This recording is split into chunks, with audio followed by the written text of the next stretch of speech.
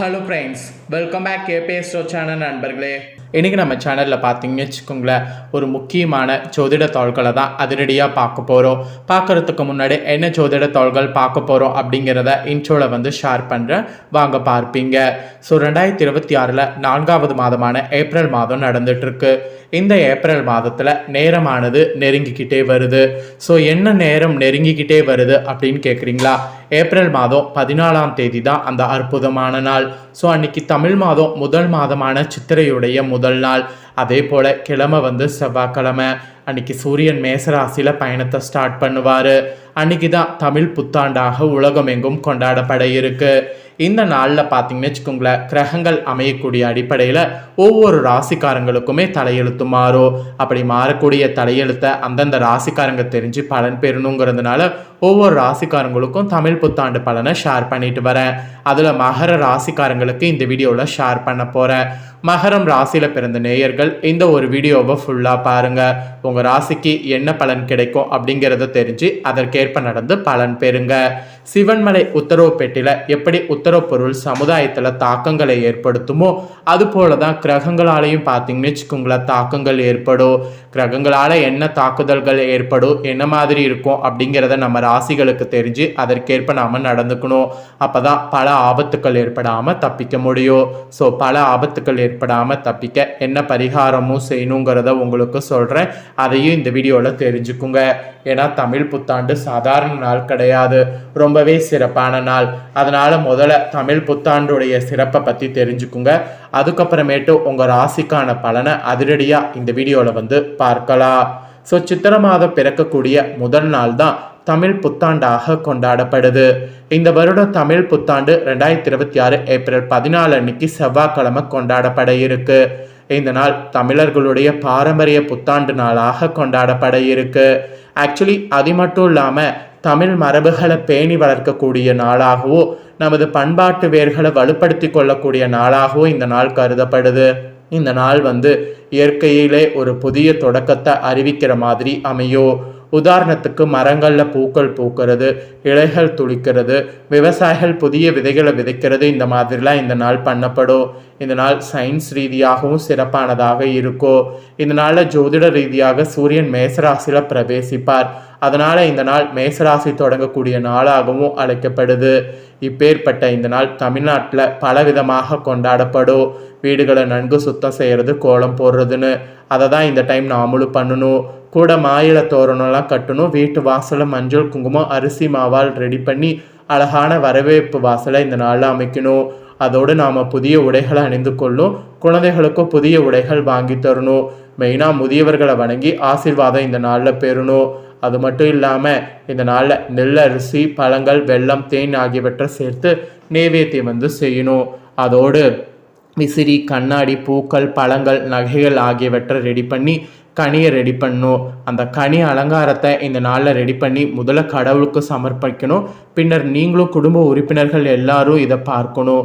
இந்த நாளில் இதெல்லாம் செய்யணும். இந்த நாளில் பாரம்பரிய உணவுகளான மாங்காய் பச்சடி, நீர்மோர், புளிப்பு, இனிப்பு, உப்பு, கசப்பு, காரம், துவர்ப்பு ஆகிய அறுசுவைகள் கலந்த உணவுகளை தயார் பண்ணும். இந்த அறுசுவை உணவுகள் வாழ்க்கையில் வரக்கூடிய ஏற்றிறக்கங்களை அங்கீகரிப்பதை குறிக்குது. அதோடு தமிழ் இலக்கியங்களை இந்த நாளில் படிக்கணும். இந்த நாளில் அப்படி இல்லைனா புதிய புத்தகங்கள் வாங்கணும், இல்லைனா பஞ்சாகத்தை படிக்கணும். மெயினாக கோவிலுக்கு சென்று இந்த நாளில் வழிபாடு செய்யுங்க. அதோடு தானம் செய்யுங்க. குறிப்பாக ஏழைகளுக்கு தானம் வழங்குங்க. மற்ற உறவினர்கள், நண்பர்களை சந்தித்து புத்தாண்டு வாழ்த்துக்களை இந்த நாளில் பரிமாறுங்க. ஆக்சுவலி இந்த நாளில் எதை முதல்ல பார்க்குறோமோ அதுதான் அந்த ஆண்டு முழுவதும் நமக்கு நன்மை தரும்னு சொல்லப்படுது. அதனால் காலை எழுததும் தாய் தந்தையரை வணங்கி ஆசீர்வாதம் பெறுங்க. பின்னர் இறைவனை வழிபாடு செய்யுங்க. நல்ல விஷயங்கள் இந்த நாளை முதல்ல பாருங்க, தொடங்க முயற்சி பண்ணுங்க. இந்த நாளில் புதிய முயற்சிகளை செய்யுங்க. அதோடு புதிய வியாபாரம், புதிய வேலை, புதிய வீடு, இந்த மாதிரி புதிய புதிய காரியங்கள் இந்த நாள் செய்யுங்க. அதுக்கெல்லாம் சிறந்த நாளாக இந்த நாள் கருதப்படுது. இப்பேற்பட்ட இந்த நாளை மிஸ் பண்ணிடாதீங்க. இந்த நாள் ஒரு சிறப்பான நாள். ஸோ இவ்வளோ நேரம் இந்த நாளுடைய சிறப்பை பார்த்தீங்க. இப்போ தான் உங்களுக்கு ஆண்டு பலனை ஷேர் பண்ண போகிறேன். அதாவது தமிழ் புத்தாண்டு ராசி பலனை உங்கள் ராசிக்கு ஷேர் பண்ண போகிறேன். மகர ராசிக்காரங்க உங்கள் ராசிக்கான பலனை தெரிஞ்சு இந்த பலன்களுக்கேற்ப நடந்து பலன் பெறுங்க. ஸோ உங்கள் ராசிக்கான பலனை இப்போ வாங்க அதிரடியாக இந்த வீடியோவில் பார்க்கலாம்.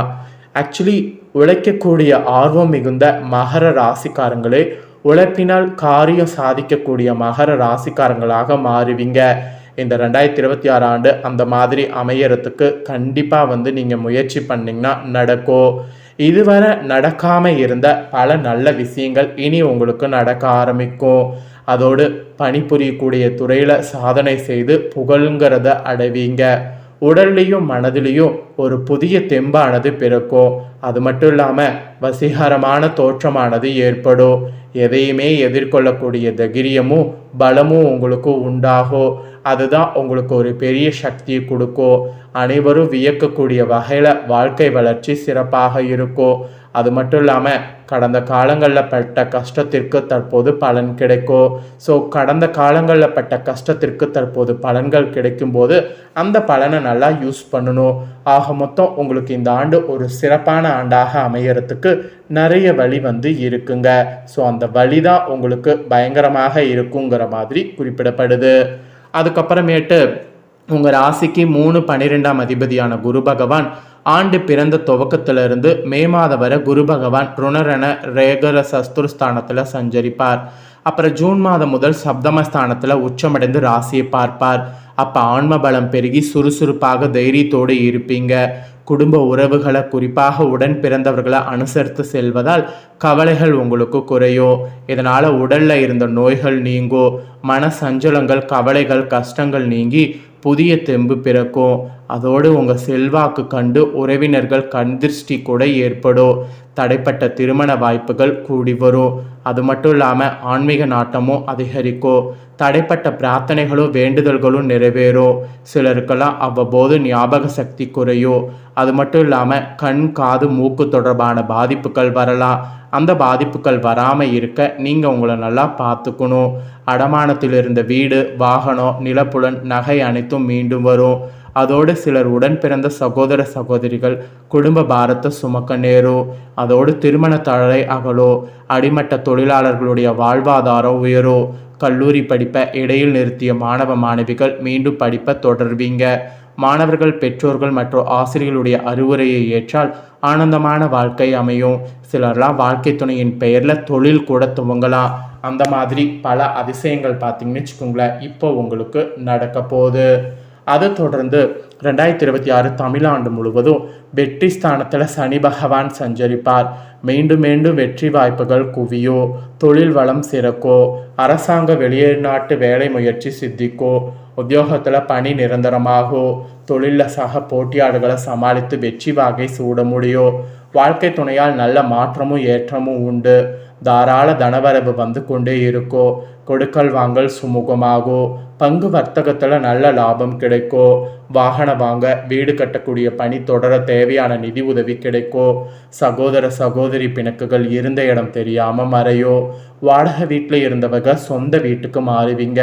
புதிய சொத்துக்கள் சேரும். புத்திர பிரதாப்தம் கெட்டும். வார கடன்கள் வசூலாகும். வறுமையில் வாடியவர்களுக்கு வாழ்வுல வசந்த வீசும். சிலர் மைத்துனரோடு இணைந்த புதிய கூட்டு தொழில் துவங்கலாம். சிறு பிரச்சனைகளால் பிரிந்த நண்பர்கள் உறவினர்கள் சகோதர சகோதரிகள் பகை மறந்து நட்பு கரம் நீட்டுவாங்க. வாழ்க்கை துணையால் ஏற்பட்ட பிரச்சனைகளோ சாட்சி கையெழுத்து ஜாமீன் கையெழுத்து கேரண்டி கையெழுத்து போடுவதை தவிர்க்கணும். சிலர்லாம் பிள்ளைகள் உயர்கல்வி அல்லது உத்தியோகத்திற்குள் வெளியூர் கூட செல்லலாம். இந்த மாதிரியான அதிசயமும் சனியால் உங்கள் ராசிக்கு இந்த ஆண்டு நடக்க போகுது. அப்புறம் ஃபைனலாக ஆண்டுடைய துவக்கத்தில் தனவாக்கு குடும்பஸ்தானத்தில் ராகு பகவானும் அஷ்டமஸ்தானத்தில் கேது பகவானும் சஞ்சரிக்கிறாங்க. தடை தாமதமான முயற்சிகள் காரிய சித்தியை ஏற்படுத்தி தரும். குடும்பத்தில் நட்பு வட்டாரத்தில் சுமூகமான நிலை நீடிக்கும். சொத்து சுகம் தடையில்லாத வருமானம் என வாழ்வில் புதுவிதமான மாற்றம் அதிகரிக்கும். குடும்ப சும குறையோ. வீண் பிடிவாதம் முன்கோபம் குறையோ. தர்ம சிந்தனையோடு பிறருக்கு மனக்குறையோ பாதகமோ இல்லாத நல்ல முடிவை எடுப்பீங்க. அதோடு இடப்பயிற்சி செய்யக்கூடிய நேரோ. ஆக மொத்தம் பார்த்தீங்கன்னு வச்சுங்களேன் மேன்மையான பலன்கள் உண்டாகக்கூடிய வருடம்.